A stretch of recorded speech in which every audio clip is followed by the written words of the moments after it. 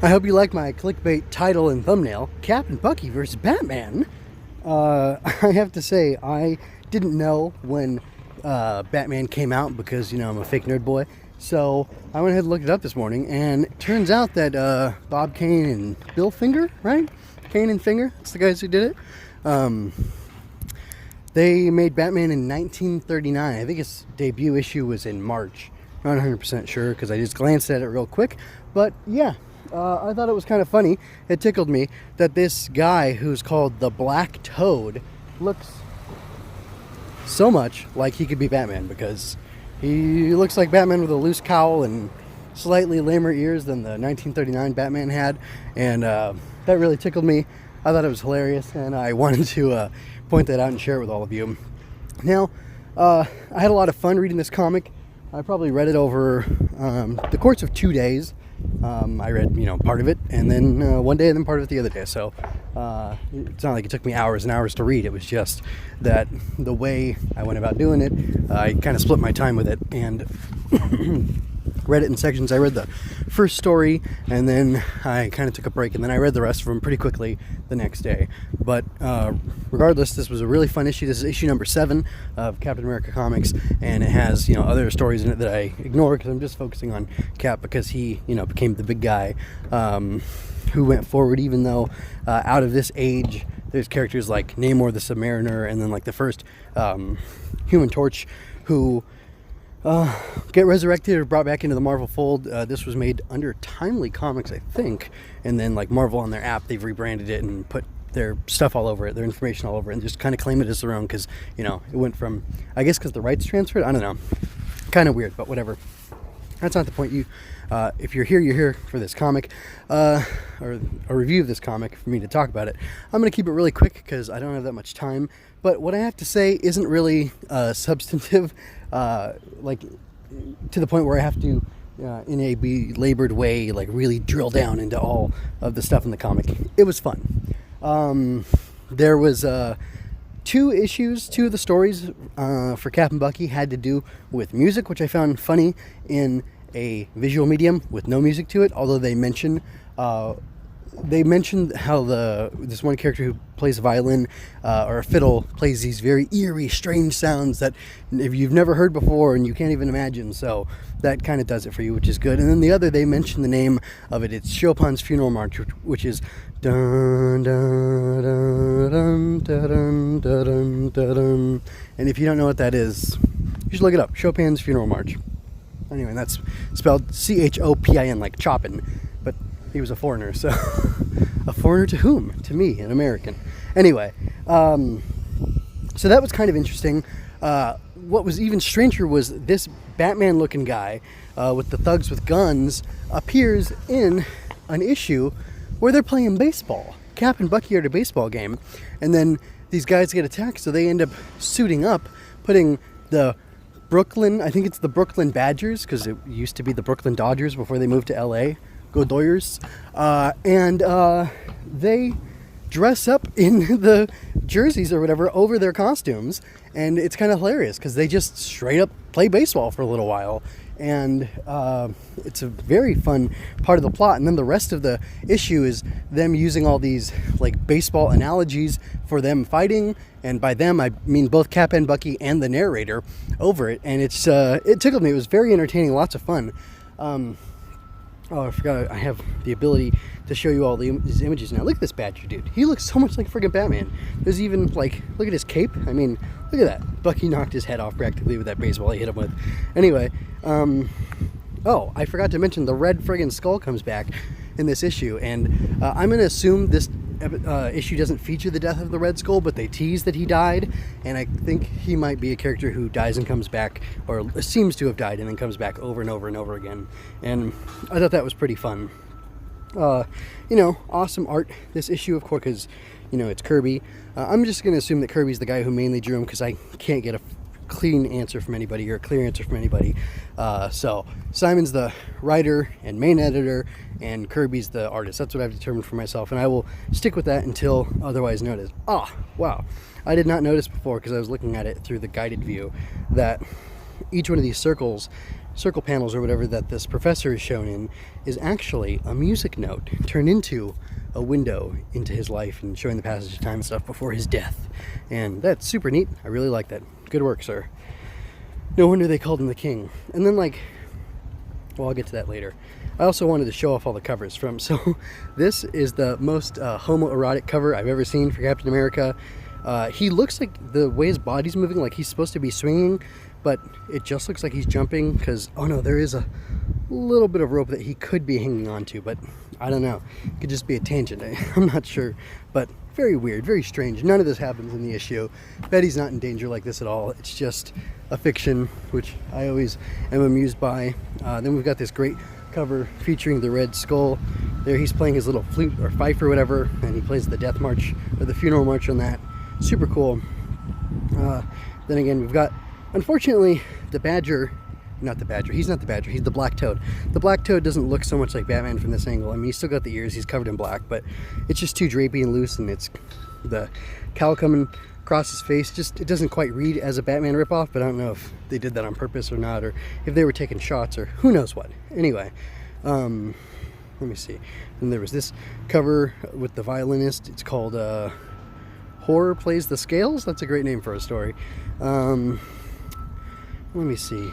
I don't really think there was anything else I wanted to talk about in this issue, except for I find it strange that, like, the art was so good all the way through, and then in this little thing written by Stan Lee, like in the voice of Captain America, telling about the other characters, Betty and Sergeant Duffy and others. I didn't read the whole thing. I thought it was actually going to be on these guys, the reporter and Father Time and this, you know, Flash guy or whatever. Anyway. Just this art is, like, really bad. Like, Bucky looks terrible, Cap looks pretty bad, these other guys look decent, but, you know, not great, and I was just really surprised by that. I wonder why that was, like, so phoned in or whatever. But yeah, I like to take shots when there's stuff to take shots over, not just be a praise machine, because, you know, Marvel doesn't owe me anything. They give me entertainment, I give them money. It's an even exchange. Let's see. Okay, so this white and black page is actually a reprint from the last issue. I went back to it to find the code because I wanted to solve a puzzle presented on this page over here, which was at the end. It's the Secret Club News, Sentinels of Liberty Secret Club News, where Cap and Bucky both address the audience, the readers of this comic magazine. And it's really interesting because in the comic, they act as if, or in these, like, there's like a meta-narrative to the comic book as well. So, like, it's still by now, it's 7 issues in, it might be like 1942, or very close to 1942. Pearl Harbor happened in December 7th, 1941. So, gosh, let me actually go back to the, hold on, let me see, go back, look at the actual cover. This doesn't have the sell by, October. So this would have still been before the bombing of Pearl Harbor. So I'll be interested to see how it's affected when the comics are fully in 1942, if and how much they reflect what happened in December in Hawaii. And then, like, part of the reason I wonder how long that'll take to get into effect, because in this issue, at the end of it, in the letter where they're talking to the fans, Cap here, in the club news section says, like, hey, he's already talking about the preview for, or something for next week happening, or not next week, but next month, next issue. So I wonder just how far in advance they were working and how long it'll take to get the impact of Pearl Harbor. Anyway, which is interesting because, like, by issue 4 or 5, they had already gone to a base in Hawaii, you know, in the Pacific. So I don't know what Japan was doing or how quickly they started fighting. I don't know all the world history stuff, so I can't really talk to that. But anyway, getting back to my point before I distracted myself, I find it fascinating that there's this whole meta-narrative thing that inside the pages of the comic book, Bucky and Cap are talking to the audience as if Bucky and Cap are real people, and that they're really doing these things, that they're really having these adventures, and as if the Sentinels of Liberty are an actual force. I don't know if perhaps the Sentinels of Liberty formed some sort of actual group, because Cap sets up, like, an incentive structure for, like, a multi-level marketing thing. Like, you can become a captain if you've got 15 people under you, and if 2 of them do really great things, you can have a commendation and be promoted to general, and just a lot of stuff that's really fascinating. And I'm just wondering wondering what purpose that served, and how that like, you know, I'm not going to talk about propaganda again, but how taking these characters and making a meta narrative, putting them outside of the story of the comics, how that affected the reception of the characters and how they sat within the psyche of the populace afterwards, because Captain America is an enduring character based on the Marvel movies. Now Bucky is more of an enduring character, even though he's very different from his comics origin. But it's just fascinating to me that there's a story outside of the comics and a story outside of the fake stories being told. There's other fake stories that are supposed to be real, and I don't know, like, were they really encouraging kids to help the war effort, and did they help somehow? Did they collect tin cans? Did they convince their parents to buy bonds? And I'm sure it wasn't just kids who were part of the Sentinels of Liberty, but it feels like it was pushed towards children. And again, not to be dwelling on this, but it just kind of reminded me of the Hitler Youth again. Like, I think I've mentioned that before. Like, this militarized group of children reminds me of the evil done with children being militarized and collectivized into a unit against another nation, and like just how bad that can be. And I'm not saying it's always evil. I'm just saying how bad it can be and how bad we've seen it be throughout history. And just, I don't know, how all that function is really fascinating to me. And I'm not impugning anybody's character or trying to say Kirby or Simon or Timely or anybody at the time was a bad person. It's just really interesting. And, when there's a war on, people change, people act differently, and they're willing to sacrifice principles or mores or just do things they weren't comfortable with before because it's a life and death matter. And just kind of observing that and how interesting that is, especially in retrospect. That's really all I have to say for now. I've got a new logo for Swinging Through Comics, so if you're checking out the audio-only version, you'll see it. It's got a purple man who's swinging through comics on some sort of thread. Anyway, I think it's pretty cool. But yeah, I'll go ahead and give you my spiel as I'm getting out here. I really like this comic. Let me know what. I don't really have any questions for you, except for if you can answer who the heck did the art consistently. Was it Kirby or was it Simon or what? Because the credits given to them say that art and editorial was done by both of them. So, I don't know. See, there's the credit right there. Art and editorial by Joe Simon and Jack Kirby. Shouldn't it be Jack Kirby and Joe Simon if Jack Kirby's the artist and Joe Simon is the editor? Because that's, I don't know. I also find it really weird that Red Skull's hands are green. They're not gloves. They're green, gross, decaying flesh hands and a red skull. And that just seems like an odd choice to me. Anyway, thank you for sticking with me. Check out mgmooners.com for more of my work. I'm an aspiring author who will gladly accept your financial support through coffee, or you can buy merch from my Redbubble store. Swinging Through Comics can be found on YouTube, iTunes, Google Play, Stitcher, and mgmooners.com/STC. Relevant links are in the show notes. If you had a good time, like and share this, subscribe and ring that bell to catch me next time. I'm Swinging Through Comics, and I just wanted to quickly go over two things. One is my other podcast, and then two, I'm actually going to take you to the Redbubble website so you can see the new Captain America item that I put up there. So I've got Swinging Through Comics, which I'm on right now. This is the old album art. I'll put the new album art soon. Going Ultra is about Ultraman. Ultraman is a tokusatsu hero from Japan from 1967, maybe. He's getting a Marvel comic, so I will be discussing that here. I've discussed his Netflix show, which is just called Ultraman, which I think will be getting a second season in April of 2020, or so this month.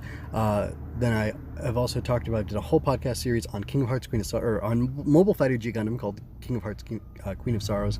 I think it's a really great show. I enjoyed talking about it, and you might enjoy listening to me talk about it. Then there's MJ Loves Toku, where I talk about ongoing Kamen Rider. I'm in the midst of Kamen Rider 01 right now.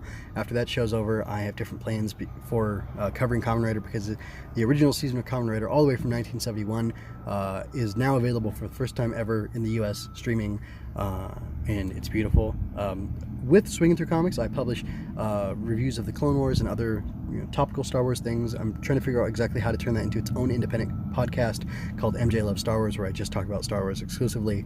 And then there's another writer cast where I sample all the Heisei era Kamen Riders from Kuga to Zio. If you know what Kamen Rider is, then you'll know what I'm talking about. And yeah, anyway, you can check that out. It's karate bugmen. They fight evil. They do it sometimes on motorcycles, sometimes not, and it's interesting because they have really neat designs. I'm going to pause for a moment, and then I'm going to go ahead and show you the website where you can see my Redbubble store, the merch that's on there, specifically the Cap stuff. Okay, so here we go. Here's my Redbubble store. I'm just going to scroll over. You can see some of my other items. I'll scroll over to the Captain America design I've put on here, and let you see it and show you how it looks on the different things. Is this? Oh yes, shield shower curtain.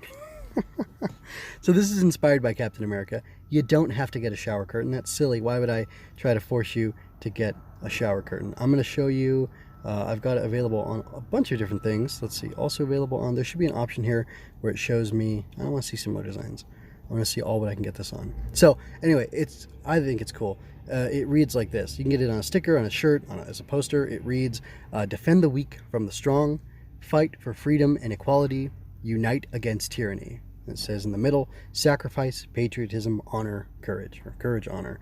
And I think it's pretty neat. Let me go ahead and, oh, here we go. Show it on all 74 plus available products. So here it is on different styles of t-shirts.